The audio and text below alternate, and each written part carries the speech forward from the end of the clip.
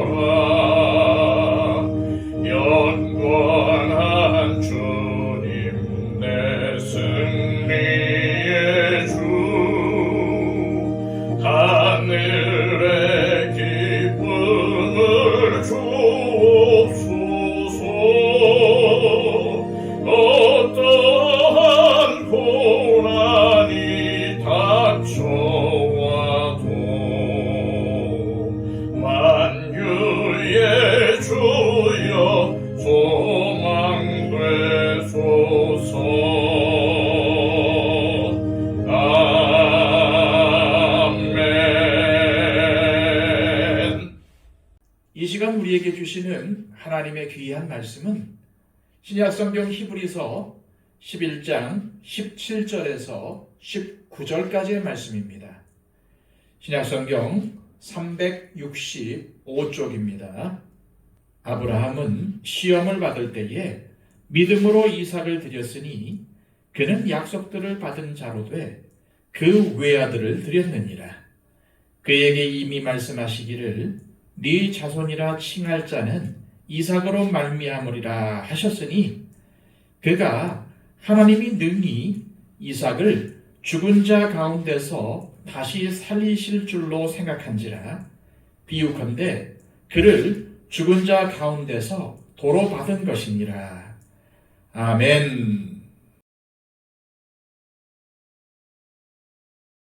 지난 시간에 묵상한 히브리서 11장 13절로부터 16절까지의 말씀은 믿음의 선진들이 어떤 믿음의 삶을 살았는지를 잘 요약해 놓은 아주 중요한 내용입니다.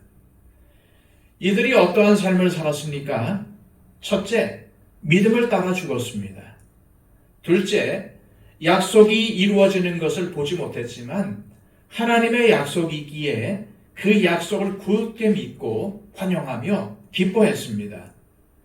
셋째, 이들은 이 땅에서 외국인과 나그네라는 생각을 가지고 살았습니다. 넷째, 이들은 자신들이 나온 바 본향으로 돌아갈 수 있었지만 더 나은 본향을 추구하며 살았습니다. 히브리서 기록자는 오늘 본문에서 이 믿음의 선진들이 살았던 믿음의 삶을 좀 더 구체적으로 설명하기 위해 아브라함을 다시 예로 듭니다. 17절입니다. 아브라함은 시험을 받을 때에 믿음으로 이삭을 드렸으니 그는 약속들을 받은 자로 돼 그 외아들을 드렸느니라. 이 말씀의 핵심은 바로 아브라함은 시험을 받을 때에 믿음으로 이삭을 드렸다는 것입니다. 그런데 이 믿음이 어떠한 믿음입니까? 19절에서 설명합니다. 그가 하나님이 능히 이삭을 죽은 자 가운데서 다시 살리실 줄로 생각한지라. 비유컨대 그를 죽은 자 가운데서 도로 받은 것이니라. 아브라함의 믿음은 하나님께서 능히 이삭을 죽은 자 가운데서 다시 살리실 줄로 믿는 믿음이었습니다. 어떻게 이러한 믿음을 가질 수 있었습니까? 그것은 18절을 보면 알 수 있습니다.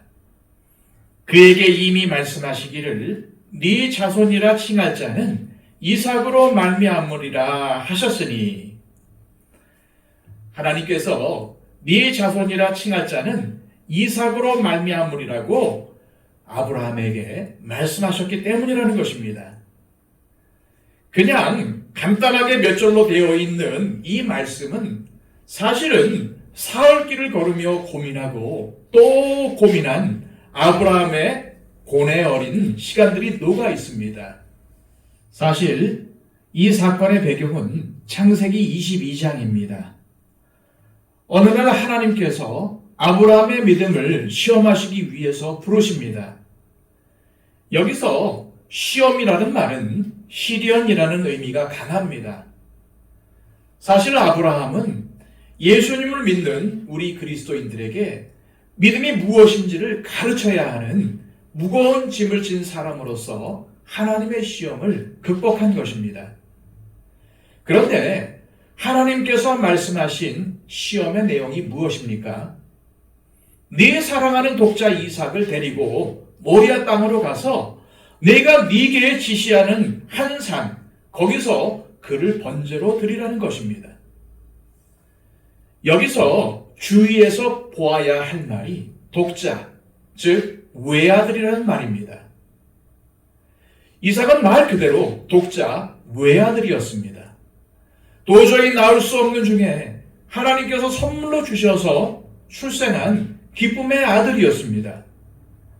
그런데 이 아들이 막 장성해서 부모에게 의지가 되고 기쁨이 되고 있는 이 시점에 번제로 드리라고 하신 것입니다. 그것도 모리아 땅으로 가서 번제로 드리라는 것입니다. 이 상황에서 아브라함은 무척 혼란스러웠을 것입니다.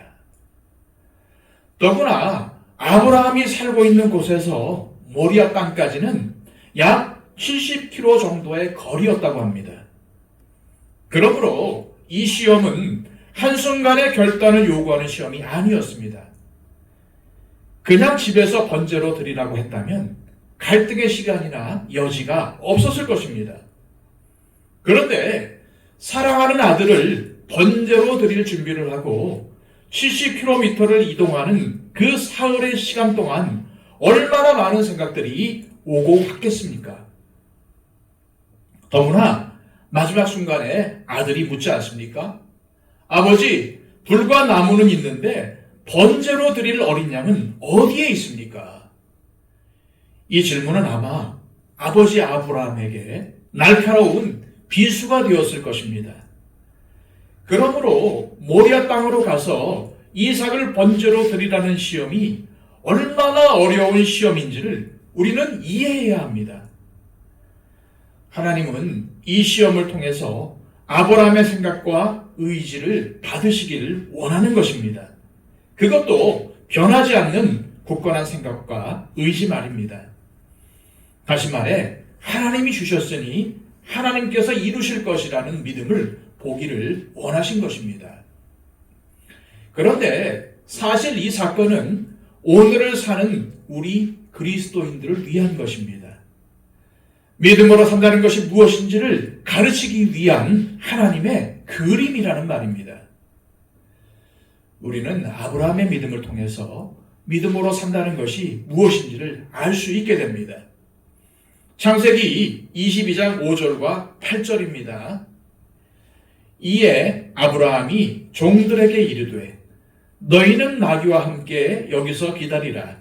내가 아이와 함께 저기 가서 예배하고 우리가 너희에게로 돌아오리라 하고 아브라함이 이르되 내 아들아 번제할 어린 양은 하나님이 자기를 위하여 친히 준비하시리라 하고 두 사람이 함께 나아가서 아브라함의 믿음은 첫째, 내가 아이와 함께 저기 가서 경배하고 돌아오리라 라는 믿음이었습니다. 이것을 히브리서 기록자는 하나님께서 다시 살리실 줄로 믿었다고 표현한 것입니다. 아브라함은 자기 혼자 돌아오지 않고 아들과 함께 돌아올 것이라고 믿었다는 말입니다. 왜 그렇습니까? 하나님은 이삭을 번제로 드리라고 하셨지만 분명히 이삭을 통해서 큰 민족을 이루어 주시겠다고 약속하셨기 때문입니다. 아브라함은 그 약속을 견고하게 붙잡고 있었기에 초호의 망설임도 없이 순종할 수 있었던 것입니다. 아브라함의 믿음은 둘째, 하나님이 자기를 위하여 친히 준비하시리라, 즉 여호와 이레의 믿음이었습니다. 결국 이 사건은 어떻게 되었습니까? 아브라함의 믿음처럼 여호와 이레의 축복으로 마무리되었습니다. 결국 이 사건을 통해 또한 아브라함의 믿음을 보면서 우리는 무엇을 알 수 있습니까? 하나님은 이 사건을 통해 또한 아브라함을 통해 믿음으로 사는 사람들에게는 여호와 이레의 축복이 임한다는 것을 알려주시려는 것입니다. 우리는 여호와 이레라는 말을 참 좋아합니다. 하나님께서 준비하셨다는 말씀이 얼마나 우리에게 위로가 되고 힘이 됩니까? 그런데 우리가 분명히 알아야 할 것은 그 여호와 이레의 축복은 믿음으로 순종한 아브라함에게 주어졌다는 것입니다. 그리고 믿음으로 순종하는 사람에게만 주시는 축복이라는 점을 잊어서는 안 될 것입니다. 그렇다면 히브리서 기록자가 다시 아브라함을 언급하는 이유가 무엇일까요? 그것은 바로 이삭을 얻기까지의 믿음도 훌륭한 믿음이었지만은 천신만고 끝에 얻은 아들을 번제로 드리라는 하나님의 명령에 순종하는 믿음은 더 큰 믿음이었기 때문입니다. 다시 말해서 이삭을 얻기까지는 기다림의 훈련이었습니다. 또한 불가능한 일을 이루시는 하나님, 약속을 지키시는 하나님을 아브라함에게 보여주심으로 하나님은 아브라함을 더 큰 믿음으로 나가게 하셨던 것입니다. 이로 인해 우리는 믿음은 기다림이라는 것을 알 수 있습니다. 그런데 아브라함이 이삭을 번제로 바친 믿음은 무엇입니까? 그것은 바로 믿음은 순종이라는 사실을 우리에게 가르쳐 줍니다. 하나님께서 주신 아들을 번제로 바치라는 이 말씀에 순종해야 하느냐? 아브라함은 순종해야 한다고 말합니다. 그것도 그냥 한순간의 열정에 사로잡혀 갑자기 행동한 것이 아닙니다. 모리아산까지 사흘길을 가면서 내린 결론입니다. 그리고 그 믿음은 하나님께서 준비하신다는 것을 믿는 믿음이었습니다. 설사 이삭이 죽는다고 해도 하나님께서 다시 살리실 것이라는 믿음이었습니다. 이 시간 기도하실 때 하나님 아버지, 아브라함의 믿음을 본받게 하옵소서. 하나님의 약속을 붙잡고 끝까지 기다린 믿음을 우리도 가지게 하옵시고, 하나님의 약속의 말씀을 붙잡고 끝까지 순종한 그 믿음을 우리에게 주옵소서. 그리하여 우리도 여호와 이레의 축복을 경험하는 삶을 살게 하옵소서. 기도하시기 바랍니다. 111 기도를 통해서 우리의 중보가 필요한 분들을 위해 간절히 기도해 주십시오. 다 함께 기도하겠습니다.